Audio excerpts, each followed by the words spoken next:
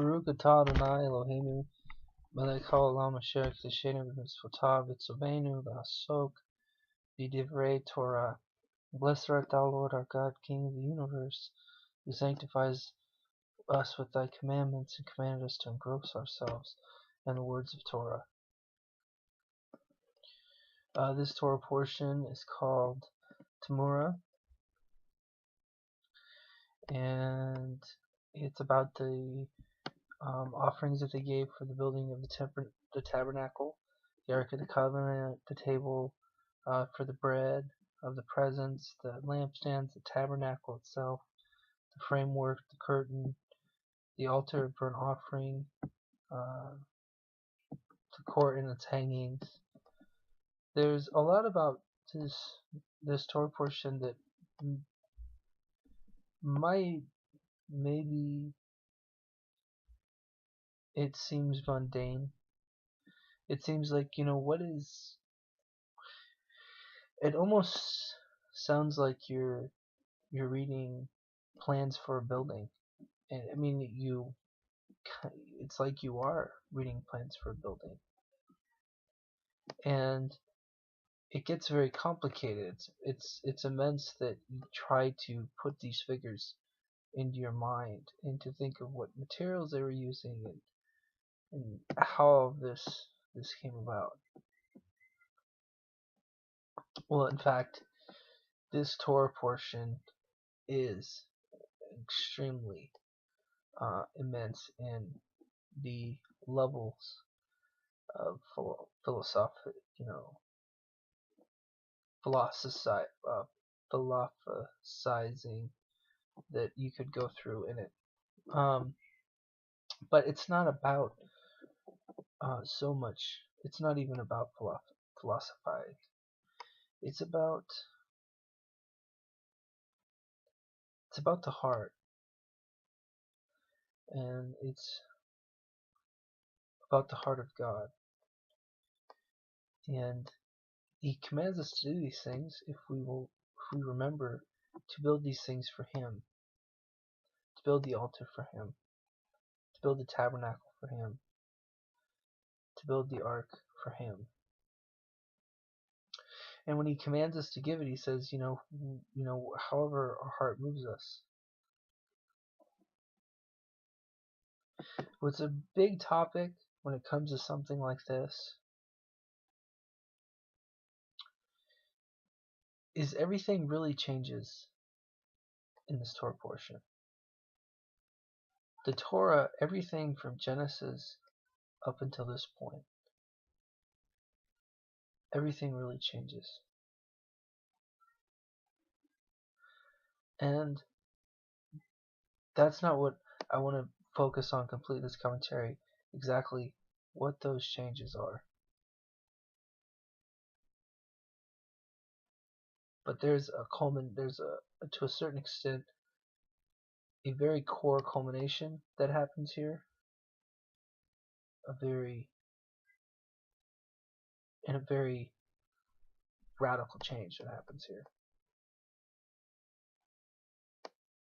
It in no way changes. God does not change here. It's no way changes the original direction, the plans that God has for the people, or for His people, or for exactly what He's trying to do. But it's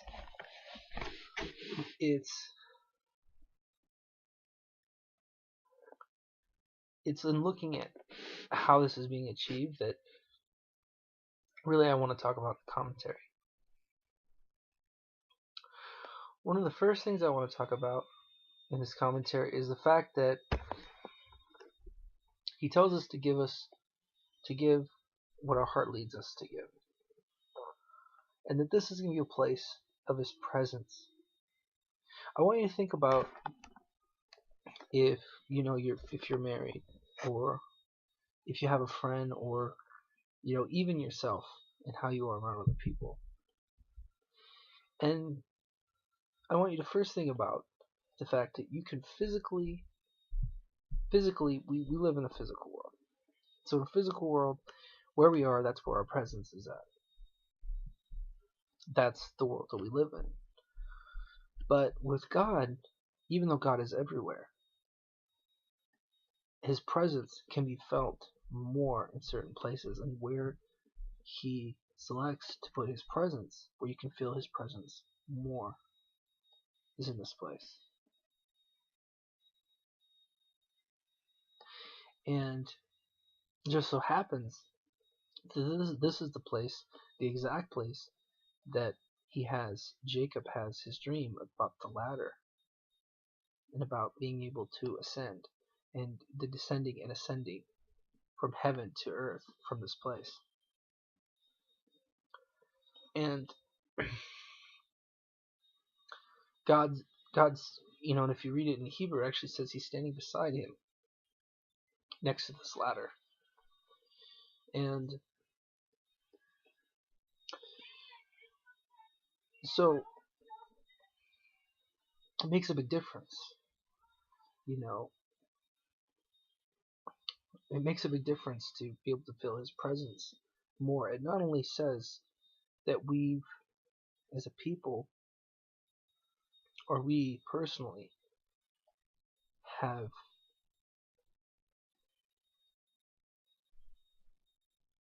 it, it, it it's so there's so many directions this could go. Okay, one, what it says is that God is giving himself. And when God gives himself to us like that, and he puts his headship over his house, and he instructs us from the house, that is love. The Hebrew word for love, symbolically, numerically, and pictographically, and even the way that it is said, shows a father he expresses the spirit of the father in the house to them. Okay? And literally, that pictographic image is the image of love. This is God loving us. This is God showing us love.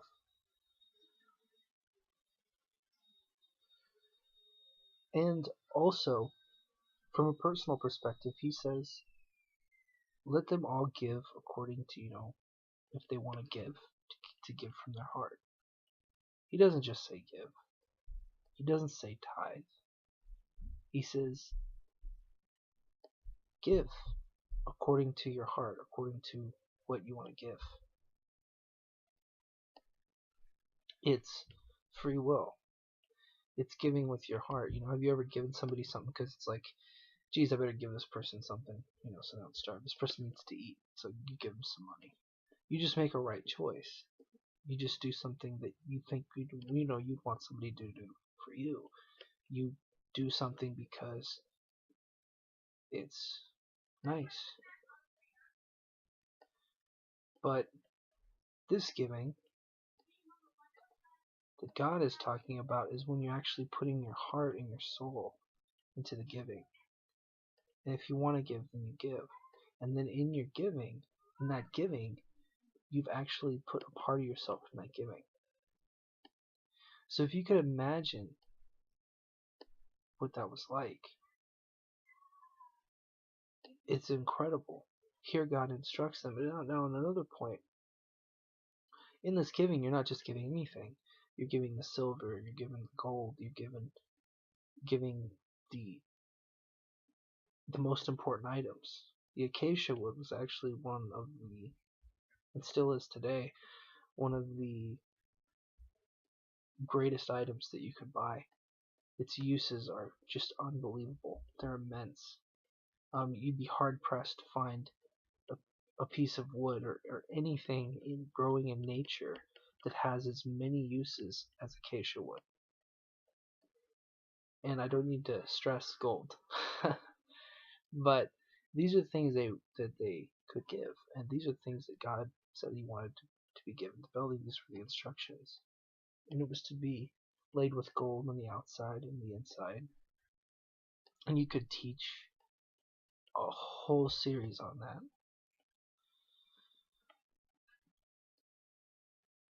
But what does that say? It says a lot about, you can't be. He doesn't want any lackluster, any lazy, any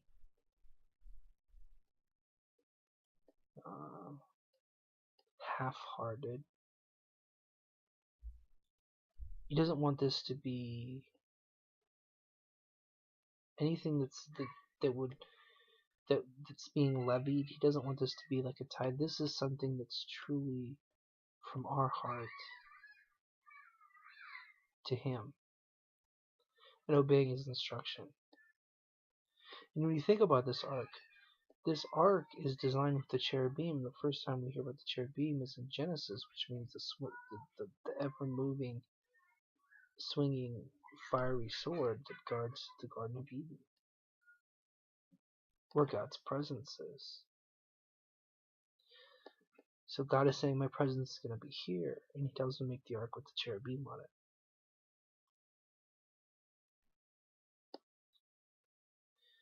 And back then, before they sinned, he would just commune with them. He'd come down and he would commune with them. Face to face, he would commune with Adam. And now, the most loving thing he can do is, since we're in a fallen state, is instruct us and be with us and have his presence at some point, more so often than any other point, revealed in the earth at this place. And he wants them to show up. He wants them to really be there in heart and body, in their thoughts. He wants it to be manifested. And in doing so, by sharing his love that they need, that he has for them, by instructing them on how this needs to be done in this place. They do it.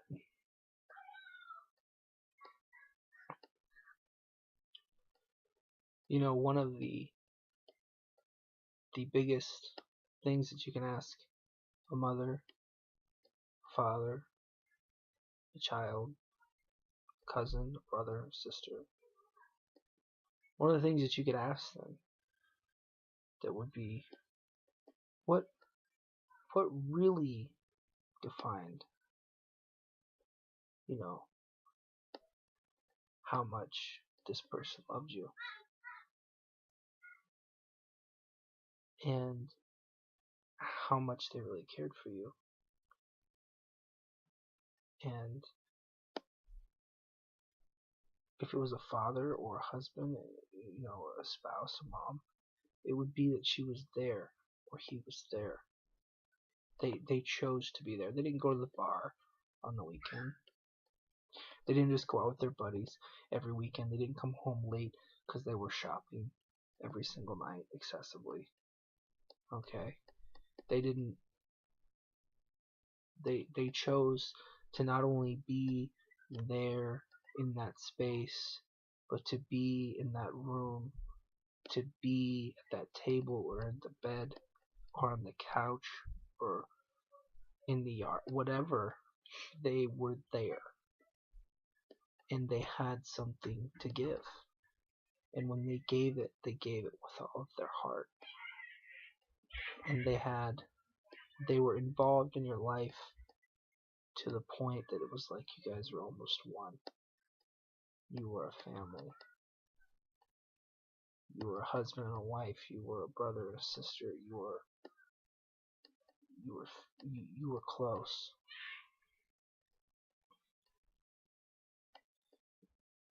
And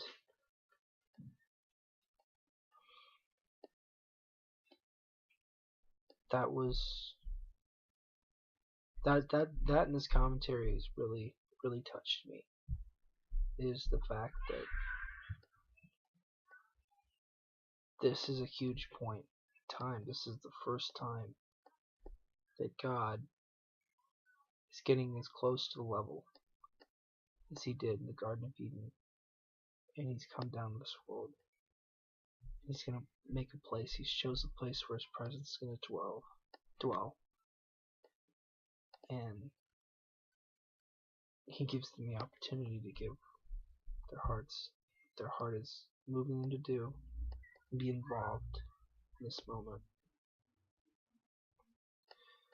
So that in our current state, he can show his love and express his spirit in this house to us, and allow us to express ourselves, whether it be forgiveness of sins, inquiring of God, whatever, in this place. Whew, that's incredible. And there's a few other points, but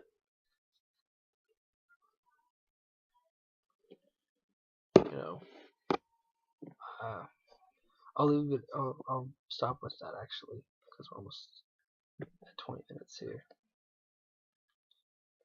But yeah, this is good. I don't think it needs to go any further. This is really good. And